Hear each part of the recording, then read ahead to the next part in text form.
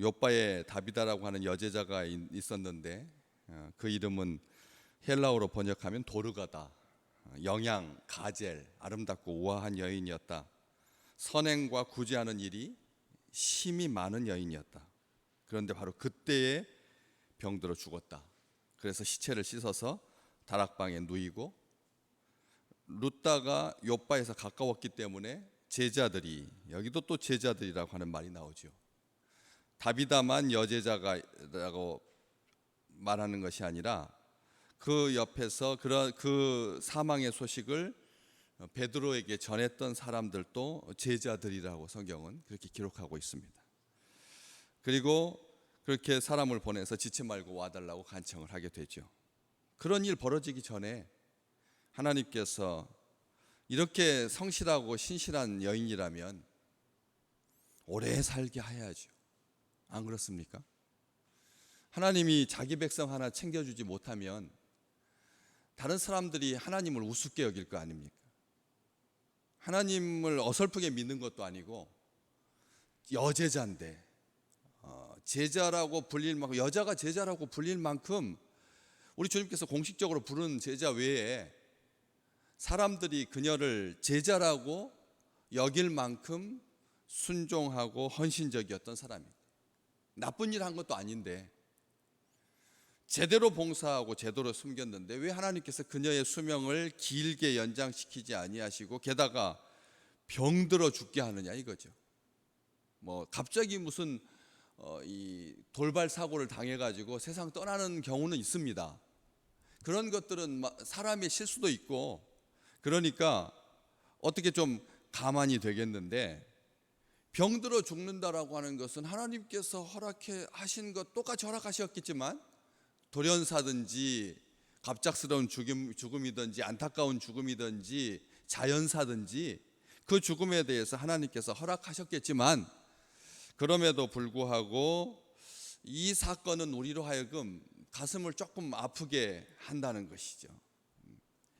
선행과 구제가 심히 많았다라고 그렇게 평가받는 여인이라고 하면 이 사람이 예수 믿으면서도 욕먹는, 예수 믿으면서도 사람들 눈치나 보는, 예수 믿으면서도 이렇게 저렇게 마음도 자주 변하고 오히려 어떨 때는 세상 사람들보다 못해서 그렇게 지탄을 받는 사람이라면 징계 차원에서 병들어 죽게 한다면 이것은 어쩔 수 없는 일이겠지만, 아니 성경에 그녀가 선행과 구제하는 일이 심히 많은 여인이었고 과부들이 그녀가 지어준 겉옷과 속옷을 다 내보이면서 이렇게 우리를 잘 정성껏 섬겼는데 하나님 너무하십니다, 그런 마음이 들 수가 있다라고 하는 것이죠. 여기서 그때라고 하는 이 단어가 우리로 하여금 믿음의 백성들에게도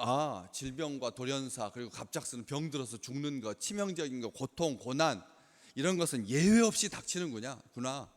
그렇다면 하나님 열심히 섬기는 이유 중에 중요한 부분들을 잃게 될 건데 하나님도 우리가 하나님께서 땅에서 잘되고 장수하는 복을 주셔야 하고 세상 사람들보다 오래 장수하고 또 선한 일을 했으면 그것에 대한 보상 차원에서 생명이 좀 길어져야 예수 믿는 사람들도 맛이 나지, 신앙생활하는 그런 기쁨이 있지.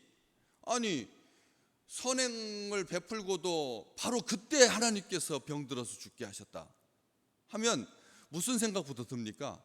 하나님 너무하시는 것 아닌가 하는 그런 안타까운 마음이 든다는 거죠. 안 그렇겠습니까? 하나님께서 악인도 손을 안 대는 것에 대해서 지금 세상 사람들이 하나님 믿느냐 없느냐 하는데, 하나님 제대로 믿는 헌신자에 대해서, 하나님의 백성에 대해서 자기 제자인데 주님께서 그녀를 지켜주지 못한다면 그럼 누가 지켜주라는 말입니까?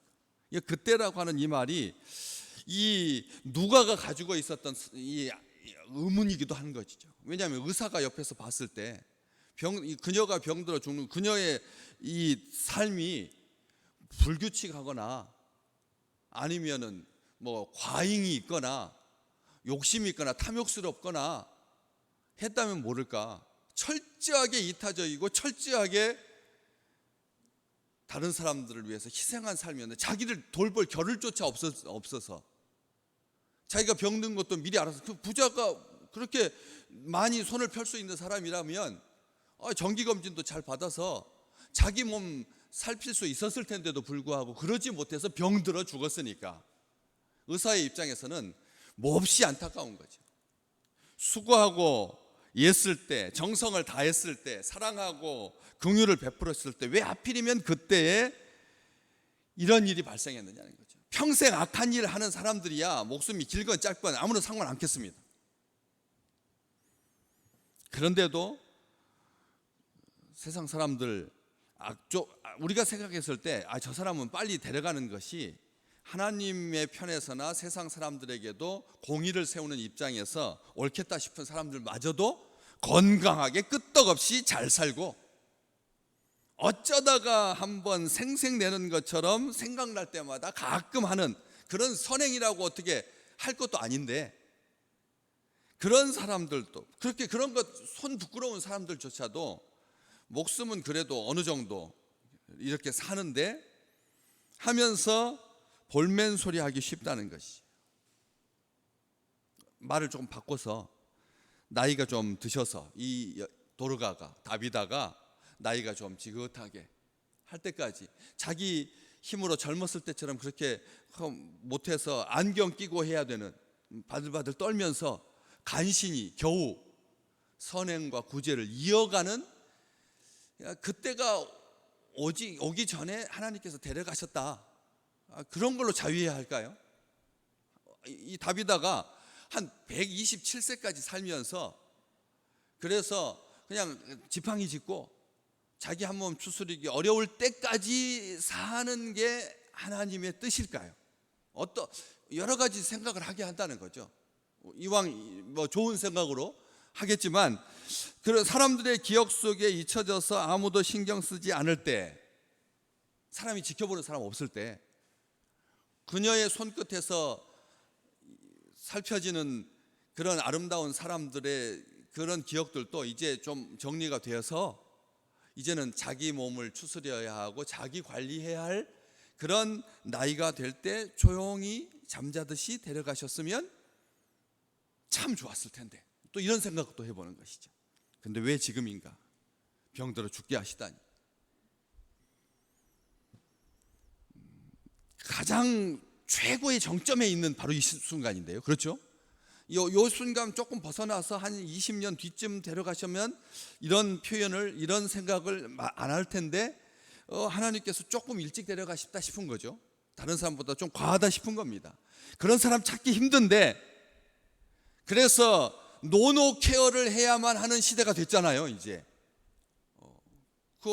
조금 더, 이왕이면 70살 넘어서 75세까지 일할 수 있을 만큼 건강을 주셔서 이제는 75세까지도 일할 수 있는 게 다행이기도 하고, 또 후세들에게, 다음 세대들에게 짐지지 않으니까 자기 일을 감당할 수 있는데도 300만 명 가까운 사람들이 일을 그만뒀다는 거예요. 어제 신문 보셨잖아요. 이렇게, 그러니까 조금 더 일할 수 있는데도 불구하고 자기들이 이제 일을 못하겠다고 손을 놨는데, 그래서 일할 수 있는데도 못하는, 그래가지고 노 케어가 마치 대안인 것처럼, 한 65세쯤 되시는 분이 한 75세나 85세 되시는 분 옆에서 도와주는 거, 이게 이 시대가 가지고 있는 어떤 돌파구처럼 그렇게 여겨지네요. 젊은 사람 한 명, 두 사람 붙여가지고 젊은 인력을 빼느니 차라리 조금 나이 드신 분이 더 나이 많이 드신 분을 옆에서 도와주는 것이 이게 초고령화 사회가 가야 할 어떤 대안이고 묘책인 것처럼 느껴진, 이런 때에 이런 것까지 나온 마당에 하나님 너무하신 것 아닙니까? 하나님 손해 아닙니까? 아니면 하나님 욕먹을 일 하신 겁니다. 웬만큼 하는 사람도 기본만 해도 나쁘지 않으면 사람들이 눈 감아 주는데, 그렇지 않습니까? 나쁘지 않으면, 기본만 하면, 악하다는 소리만 듣지 않으면 그 정도의 선에서 감지덕지 할 텐데, 이런 마음으로 자기 백성 하나 챙겨주지 못해서 무능하다라고 하는 소리 듣지 않도록 우리가 하나님 신경 쓰는 거죠. 하나님, 요건 아닌 것 같습니다. 하나님, 너무 정없으신 것 같습니다. 죽음에 지는 신. 다른 사람에게 잘하는 사람 우리 좀 미워하잖아요. 다른 사람들한테는 정말 천사같이 구는데 자기 사람한테는 제대로 못하는 사람, 이게 사실은 안 좋은 거잖아요. 다른 사람들한테 하는 것만큼만 자기 사람한테 하면 사랑받을 텐데, 인정받을 텐데 하는 그런 마음과 아주 복잡하게 감정이 얽히면서 하나님 편드는 것처럼, 하나님 생각해 주는 것처럼 우리가 이렇게 말하기 쉽다는 것이죠. 그래서 우리는 모든 실패와 역경과 아픔과 고난, 부족에 대해서 쉽게 하나님 답부터 하지, 그 뒤에 이어지는 그 뒤가 복음이잖아요. 사실은 이게 끝이 아니잖아요. 제자들이 룻다가 요바에서 가깝고 거기에 베드로가 있고, 베드로가 애니아라고 하는 중풍 들어서 침상에 누운 지 8년째 되는 그 사람을 그리스도께서 너를 낫게 하시니, 예수 그리스도께서 너를 낫게 하시니 일어나 내 자리를 정돈하라,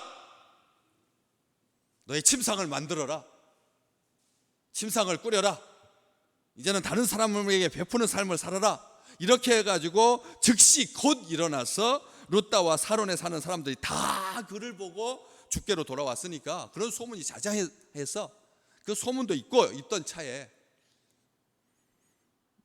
제자들이 베드로가 거기 있음을 듣고 두 사람을 보내어서 지체 말고 와달라고 간청하고, 베드로가 일어나서 그들과 함께 와서 모든 상황을 살핀 후에 사람을 다 내보내고 무릎 꿇고 기도하여 돌이켜 시체를 향하여서 다비다야 일어나라 했을 때 그가 눈을 떠서 베드로를 보고 일어나 앉았는데, 그렇지 않습니까? 그 뒤로 보시면 다 기적이고 다 경이로이고 다 행복이고 다 축복이고요. 얼마나 축복이었습니까? 42절 말씀에 온 요빠 사람이 알고 많은 사람이 주를 믿더라. 그녀가 선행과 구제가 심히 많았을 때는 많은 사람이 주께로 돌아왔더라고 하는 기사가 없잖아요. 우리 이걸 기억하셔야 됩니다. 많은 선행과 구제가 심히 많은 것은 그냥 구제와 선행이 많은 것입니다. 칭찬 듣는 일이고 하나님께 사랑받는 일입니다. 그렇지만 그것 때문에 예수 믿고 돌아오지 않는다는 거예요. 겉옷과 속옷 때문에 예수 믿고 돌아오지 않는다는 거예요. 사람들이 그것을 감사한 마음으로 여겨주면 족한 거고, 그렇잖아요. 선행을 베풀고 심히 구제가 많음에도 불구하고 오히려 욕먹는 사람이 부지기수거든요. 아시잖아요. 오히려 선행을 베풀었는데도 저 사람 돈 자랑하네, 이런 소리로 그 선행과 구제에 대해서 사람들이 기회만 있으면 평가절하하고 깎아내리기 쉬운 세상 아니겠습니까? 그렇기 때문에 선행과 구제가 심히 많은 것은 예수 믿게 하지 못했습니다. 사실은 그녀가 예수 믿는 사람 예수의 이름으로 했겠지만, 그렇지 않았다는 말이 아니라 그렇게 했겠지만, 성경은 아주 엄정하게 말합니다. 우리가 선행과 구제 많이 해야 됩니다. 교회는 그래야 합니다. 신천지가 헌혈 한 10,000명 넘게 했다고 그것을 그냥 일간지에다가 크게 광고하면서 마치 그걸로 면죄부를 타는 것처럼 막 할 때, 사실은 정말 정성껏 예수 믿는 사람들이 훨씬 더 헌혈 많이 하고 훨씬 더 선행 많이 하고요.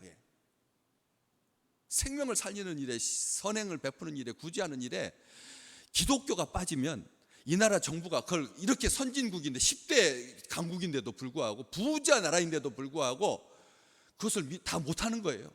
그래서 말씀드렸잖아요. 동해안에 산불에 난 집사람들한테 언뜻 그렇게 견본주택에서 보듯이 10억 들어가는 건 아니니까 나라에서 하겠다고 하면 좋은 기독교 기업 그걸 떠나서 그렇게 자발적으로 헌신하겠다고 하는 기업 많을 거니까 해가지고 집 한 채씩 딱딱 지어주면 되잖아요. 한 3억에서 5억 들여가지고 그렇게 해주면 훨씬 더 정부도 칭찬받을 것 같고 사람들도 마음 행복해질 것 같고 대우조선 문제도 해결될 것 같고요. 코로나 이전에 코로나가 닥쳐가지고 30% 임금 깎였으면 그거 정부가 좀 보존해줘가지고 저렇게 40일째 50일째 멈춰서지 않을 수 있을 것 같은 어떤 생각이 우리에게 있는데, 그런데 그러지 못하잖아요. 정부가 그렇게 하지 않잖아요. 왜? 그러면 나중에 이게 선례가 되어가지고 무슨 재난마다 다 정부에서 다 보상하려고 하면 이제는 이제 끝간데 없이 정부가 이제 휘둘리게 되니까 그렇지 않으려고 얼마나 머리를 썼겠습니까? 얼마나 계획을 많이 했겠습니까? 그렇게 기독교가 그렇게 발벗고 나서 이번에 사랑의 집 짓기 하는 겁니다. 예수 믿는 사람들만 골라서 해주는 것이 아니라 믿지 않는 사람들에게도 공평하게 정말 어려운 사람들, 힘든 사람들에게 사랑의 집을 지어주는 거잖아요. 그렇기 때문에 선행과 구제 교회가 해야 합니다. 하지 말라는 말이 아닙니다. 그런데 그게 교회의 본분은 아닌 거죠. 믿음의 백성들이 그 일을 감당하는데 그 일로 인하여서 예수 믿게 된 것이 아니라 이렇게 다시 살아난 사건, 그녀의 부활을 통해서 그녀의 부활은 누구 때문입니까? 우리 하나님께서 그녀를 사랑하셨기 때문에 다시 살려주신 거죠. 안 그렇습니까? 아브라함도 다시 살지 못했습니다. 이삭도 다시 살지 못했습니다. 우리 요셉도 다시 살지 못했습니다. 그런데 그녀는 하나님께서 다시 살려주셨습니다. 병들어 죽었는데 다시 살려주셨습니다. 우리는 여기서 기억해야 합니다. 그녀가 병들어 죽는 것 하나님의 실패가 아닙니다. 우리가 신앙생활 열심히 하다가 조금 역경을 당하고 고난을 당하는 것 하나님 부재가 아니지 않습니까? 그 뒤에 이 모든 일을 사용하셔서 악을 선으로 바꾸실 줄로 믿습니다. 사랑하는 귀한 믿음의 백성들이 기억하십시오. 우리에게 평탄대로 이것이 선행과 구제가 심이 많은 것, 칭찬 듣는 것 아름다운 일입니다. 그러나 조금 아프고 조금 심지어는 병들어 죽는 것은 치명적이죠. 개인에게, 닥치는 사람에게. 그렇지만 우리가 건강하고 즐겁고 복되게 사는 것, 다른 사람을 사랑하며 선행과 구제가 심이 많은 것 하나님께서 주신 복입니다. 감사함으로 받을 뿐입니다. 감사하시면 됩니다. 그녀를 사랑하시는 하나님이 계시기에, 우리를 기뻐하시는 주님께서 계시기에, 우리가 설령 시신을 찾지 못하는 그런 악한 일에 희생될지라도 하나님께서 다시 살려주실 줄로 믿습니다. 그렇기 때문에 염려하지 않는 것이죠. 그녀를 통해서 많은 사람이 예수 믿게 되는 것, 자기 백성을 돌보신 하나님께서 오늘 또 일하시고 오늘 또 우리를 위하시는, 우리의 모든 필요를 다 채우시고도 남으시는 풍성하신 하나님과 잠잠히 동행하는 귀한 하루가 되시기를 주의 이름으로 축복합니다.